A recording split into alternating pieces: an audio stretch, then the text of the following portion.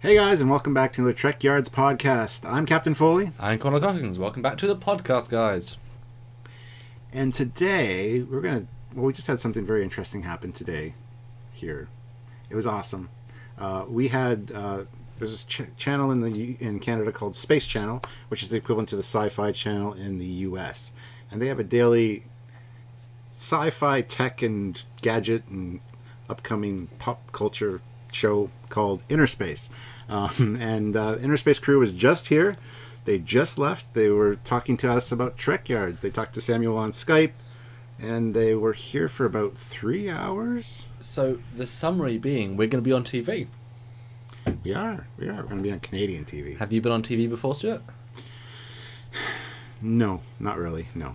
I think I was on for one or two like brief interviews for just like something random, but yeah, that's another story. I've been on TV about 5 times in the UK since I was about 12, doing Roman stuff because of my dad and bits and bobs. Yeah. The first time being on TV for Trekyards and for Sci-Fi, I was on the Sky One, which is a big channel in the UK's online division, as a super geek, one of their mini show for our Stargate collection. So I've been on that. But yeah, first time on Trekyards. I've seen that one. Oh, good. So obviously they came to your house, you got a few hours with them, and I was sort of doing work and having meetings, and then you called in and we filmed it from my angle as well as theirs. So what was it like for you then, having the team behind? I think you told me you quite enjoy that show, and if you're watching now, I quite enjoy it too. I've actually watched it in America or Canada whenever I go there, to be fair. Yeah, it's on every day at 6:00, and my routine is usually when I'm done for the day filming Trekyards or doing whatever I do, I wander upstairs and turn on the TV, and they've always got Star Trek playing in the afternoon. And then after Star Trek comes Innerspace. So it's just a natural thing to just watch the show, and it talks about new comic books, new video games, new sci-fi shows. They talk to celebrities on movies and things like that. And celebrities on Star Trek. Yeah, it was great to get an email from them, because I remember watching the show like a few months ago, going, I wonder if they'll ever want to talk about Trekyards. And then all of a sudden, like literally a month and a half later, I got an email from them going, hey, we want to talk to you about Trekyards. And note, that's them emailing us. We didn't reach out of the blue. I guess it was time for us to get nationwide coverage. Yeah. So the producer that messaged me, her name was Michelle, and I said, so how did you hear about us? Why do you want to talk to us? She goes, well, one of my executive producers actually handed this job down to me, so I don't know where they got it from. But I mean, it's the equivalent of the Sci-Fi Channel. So everybody that works there is into this kind of thing. So I'm sure somebody has seen Trekyards and is a fan. So that's awesome that they contacted us. And then we had to book a day for them to come to your house. And obviously we said, I'm coming hopefully in June for the next Ticonderoga or Drexacudaroga. It's called the Ultimate Insiders Weekend, is what they're calling it. Oh, is it? No, it's Drexacudaroga. That's the much better way. So that's our tagline. Yeah, absolutely. Mission Canada 2017.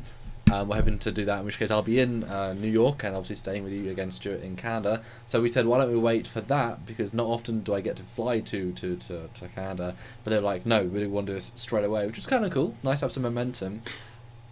And the interesting thing is, she said she's editing it. So today's Thursday. She's going to edit it tomorrow and Saturday, and it's going to be airing probably Tuesday or Wednesday. So this podcast it'll probably aired earlier this week for when this podcast is being aired, I think. Yes, I think we have one in between. Do we? Okay, well. Yes. So anyway. So it will have come out, so we'll have to do a follow-up thing talking about us seeing it, because I think we're both, especially you're straight off the excitement of having a film crew at your house. Yes, it was awesome. I want the guy's camera. I mean, whenever I film with my iPhone, my captain's logs, I have to turn the brightness on my computer displays way down so you can actually see the images so they're not blown out. He had his camera and it looked blown out, and all of a sudden he did a little adjusty thing, and all of a sudden everything looked perfect. I'm like, I want that. Or on my camera, you just go, ready? That's how you do it. Yeah. So I mean, talk us through then. I mean, obviously we'll have seen the clip at this point. Hopefully you've enjoyed it. Probably like a 3 to 4 to 5 minute piece. Hopefully. So what do they do then? They came around your house. I guess this is the behind the scenes of filming. So what do they do? Obviously, I wasn't there, so I'm interested. So they dropped in, and they said, "Are you the captain?" And you said, "Why, yes." I am indeed. So I took them downstairs, and showed them the collection, and they were pretty blown away because they had initially asked me, is it worth coming to your place to film, or should you come to our studios in Toronto, which is about an hour and a half? I'm like, well, I got a lot of collectibles. So she's like, okay, well, let's do that then. And then later, like I mentioned to you, I kind of have my production hat on at this point. I'm like, there's not a lot of room like behind my desk to film, especially with those bigger cameras. Is it going to be fine? She's like, you don't have a lot of room. Do you want to come to the studio instead? I'm like, no, there's still a lot of stuff here. So when she got here, she was really impressed with the collection that I had, and as was I, worth saying. Yeah. So they wandered around for like half an hour, kind of just looking at stuff and talking about how they wanted to do it. And then they sat me behind my desk here, and they asked me a bunch of questions. Some of the first couple I was kind of nervous for some reason, and they didn't come off quite right. And I guess it's worth saying, I've been sort of in front of the camera, like I just said, from TV for a long time. We've been doing interviews for a while. But every time it's a different sort of interview. It does change the nerves. Every time we get a new guest, there is still some nerves. Every time we, So I totally understand that. I would certainly be. Yeah, but then like 5 minutes into it, all of a sudden I hit my recording stride, and my Captain Foley kind of vibe, and it started going really well. I just wish I could have re-answered some of those first questions she asked me, but looking back, nothing's going to be perfect when you do that kind of thing. You're always like, hindsight's 20/20. I should have answered this way, but. And so what sort of questions were they asking then? Give us some little teasers for stuff that might have gone on the cutting room floor, we should say. Oh, they were asking me, how long I've liked Star Trek, what got me involved in Star Trek, how long I've been collecting, how many pieces in my collection, which I have no idea. I said I could probably buy a house or two with all the money I've invested. Buy me a house. Yeah. So lots of things like that. They asked me about they asked you about this too. What we want out of the new Star Trek Discovery series. They asked us, what makes a starship a starship, and why do people gravitate towards the starships and the technology? So my simple answer was, Star Trek is grounded in reality, so they put a lot of thought into the designs, and they make sense, that kind of discussion. So there was a lot of that. There wasn't a lot about the Trekyards web series, unfortunately. I tried mentioning Fleet Yards and stuff. I'm not sure if that's going to make it in, but it should. We should go down in June and talk about Fleet Yards is what we should do in the studio. So what I'm hearing is that really they interviewed you as a Trek expert, not about Trekyards. Primarily, yes. Although I think the piece is going to focus more around Trekyards. I don't know if they're going to do voiceovers or what the situation is, but then Oh, sorry, go ahead. Well, with those sorts of pieces, my assumption, like you just sort of lead on to, is that they're going to do like an introduction piece by the presenter who'll say, what is Trekyards, and and then they say, we visited Stuart Foley and his captain, and then into you, and then cut back to them saying, and they do this content, and so it'll be like a best of us into. I mean, I know we sent them some links of our favourite episodes. And some of them, I hope they pick some really cool clips. I mean, some of the stuff that we suggested was, a lot of animation work in them, so hopefully they pick some really cool little bits that just show off what we're doing. And show different LCARs as well, because put some time into that. And so does Third. He puts some great time into great Fleet Yards LCARs. Absolutely. They asked me what some of my favorite episodes were of Trekyards. Didn't ask me that, but okay. I know. I was kind of surprised, actually. We'll go into that in a minute, yeah. And they asked me what were some of the most viewed episodes of Trekyards, which are kind of odd ones, to be honest. There's a USS Discovery one is up there, as well as the USS Ares. And the Enterprise J. The Enterprise J, yeah. So they asked why some of those might have been popular, and I kind of got into that a little bit. I didn't want to touch the Axanar thing too much, but I did mention it. Kind of the controversy around that maybe generated, because that's our most viewed episode, actually, is the Ares. So our Discovery is really climbing up there. They're like 2,000 away, I think. Yeah. Cool. Okay, cool. So just things like that, and then they got into my model building and how Samuel and I met and how Trekyards kind of got started. And it is worth pointing out, obviously, we've spent the past few minutes discussing what was talked about, and probably none of that's going to be in the piece. So it's kind of fun to say what wasn't included. But that's fair enough. It's part of a ensemble show, isn't it? It's like a sketch is all we can basically put in. Yeah. Okay, models. So we're proud to be able to talk about model building on TV, sort of thing. Was that kind of a professional model maker in a sense they were coming to you? Yeah, well, they asked me about some of the models I had built, and of course I showed off my 350 Constitution class. And then they wanted to get cutaways of me doing model building, so they had me paint a few things on my Katinga, which is over here. I'll actually grab it for you guys, because I'm just adding some detailing right now. Ooh. And then I've got to weather this and brush some of it off. It's going to make it look less perfect. So these 3 panels were painted in front of the camera, which... Yeah. Innerspace exclusive. Exactly. And then they wanted to go through my collection and have me talk about some of my favorite pieces, which I did, like my wand company phaser and communicator. I'm so excited about it. It's because you talked about it for a while, haven't you, today already? It's like, yeah. So, yeah, it was interesting. Then we went in the other room with more of the collectibles, and they, I don't know, they were here forever, and it was fun. I mean, the cameraman was great guy. He was asking me questions about Doug Drexler and stuff, like kind of off camera, because it's just for his personal knowledge. So it was really, really fun. And then they called you via Skype and got some of the interview with you too. So. And what was that like from your end? Because you sort of took a back seat and let them do things, and you heard what I was saying. What was your perspective on that whole thing? It was interesting. I mean, I expected those answers from you. As soon as they asked the question, I'm like, this is what he's going to say. Yep, that's what he said. Check. I know you too well. I also got some behind-the-scenes footage while they were doing that, which I'm going to include in the captain. Yeah, as I'm going to include in the captain's log. I also got behind-the-scenes footage of them like doing some of the cutaways and stuff. So yeah, it'll be pretty interesting for sure. So what did you think when you first got on? And I know you were like kind of in limbo for 2 hours waiting for us. They were late getting here by like almost an hour. Yes. And then.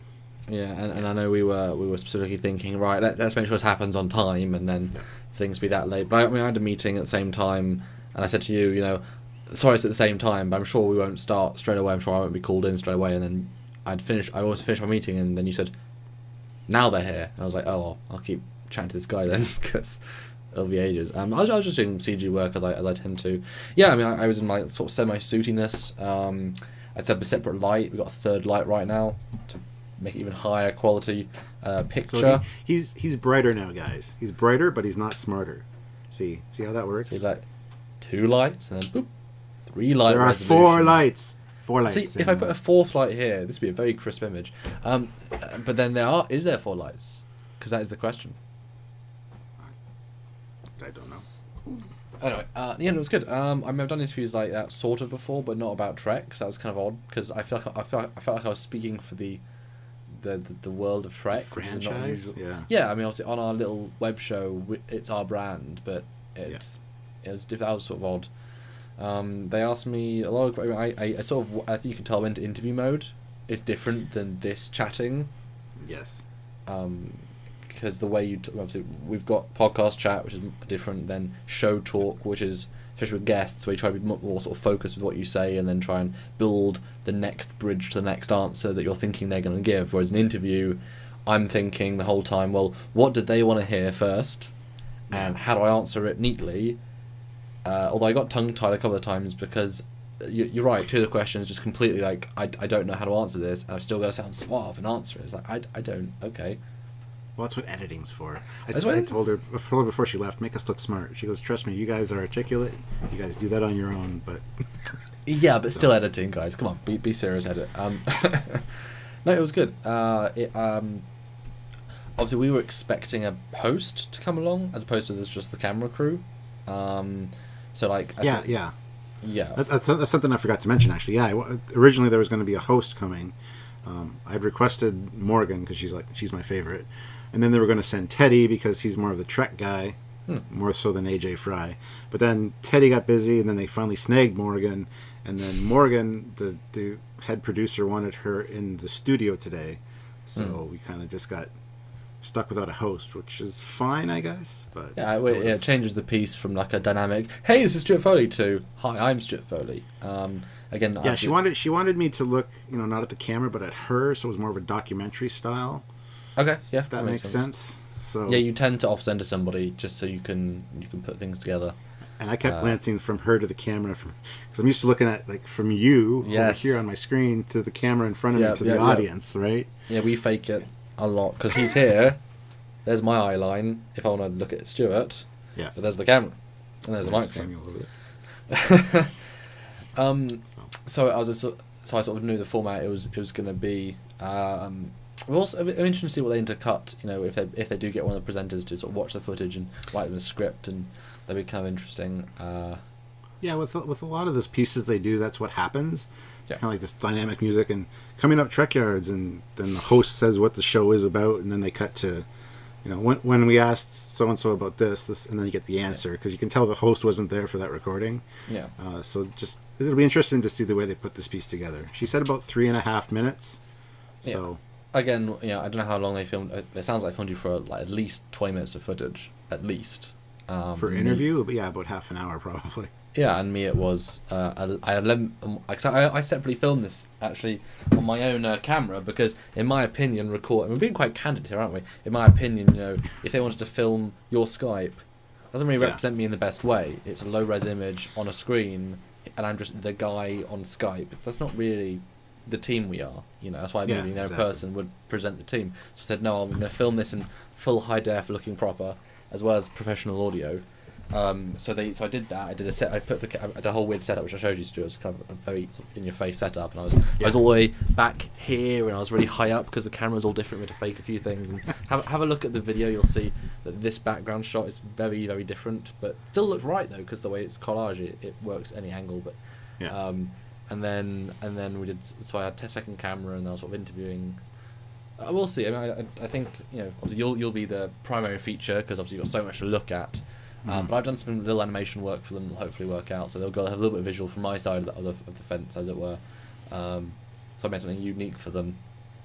I mean, we'll see. I think we always represent ourselves well.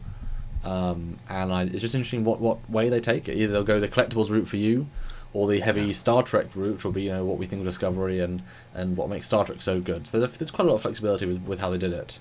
But you're right. It'd be nice if they focus on the show and, you know, said, you know, Trekyards has over 42,000 subscribers and 5.6 million views, and the view, you know, that'd be a nice thing to live off, to represent, rather than just be, you know. That's what I was expecting, because before she came, she sent me an email saying, you know, how many subscribers you have and all this stuff, and I had all that information ready, and I did say we're about 25,000 subscribers right now. I don't know if that'll make it in, but I thought we were going to be talking more about the web series, Trekyards, than just Trek in general. You heard my questions, and nothing was about the channel. Like, well, the last one or two was about, you know, what do you do? What's your favorite part of working on Trekyards? But yeah, I have a 14-minute interview. 2 minutes? Yeah. So it'll be very interesting. It can go anyway. And we're not trying to sound downing. It's just obviously we just lived it, and as like I said, having done TV, like we did. I think for a show called Time Team, which was an excavation archaeology program, and we stood up in a field, you know, the field next to the archaeology, doing a recreation, and they filmed us on about 9 different angles over 2 hours, doing the same thing again and again from different things, again, celebrity, and talk about it and such. And guess how long was in the final piece? 15 seconds. Oh, you're close, about 11, yeah. Oh, I was going to say 10 initially, but I thought that was a little short. Yeah, I think about that. It was minuscule. Yeah. So, you know, that's the nature of TV, though. But the fact same with not having the host come. You know, it's just the nature of TV. Things change all the time. Like initially, this was supposed to be done on March 30th. Today is April 6th. They had to cancel. Yeah, but the fact is, guys, unless they suddenly cut us, which would kind of suck if they did, but we're going to be on Canadian TV, and they're going to give us that clip. And honestly, it's part of my portfolio. That's certainly a pride thing. We can put it on Trekyards, and you guys can see our national appearance. So now we need to get an American interview, an English interview, and then a Chinese interview, and then an African interview, and then a Australian interview, and then we'll be on all the nations, all the big ones. And in Russia, we'll get to go to Russia, and then North Korea, we'll go to North Korea, and we'll talk about Trek with Kim Jong-un. Calm down. I'm getting too ahead of myself. You're getting ahead of yourself for sure. We're waiting for the Andorians to come to talk to us, then we've hit it. Once the Andorians come, we're good. Then we've made it. Okay. I guess. What about the Gungans? What about Jar Jar? Oh, no. He'd be a great interviewer, wouldn't he? Misa thinks so, yeah. What is your favorite Star Trek ship? Was that like the Star Destroyer? It's like, no. Anyway, guys. So I guess retrospective there, fresh in our minds.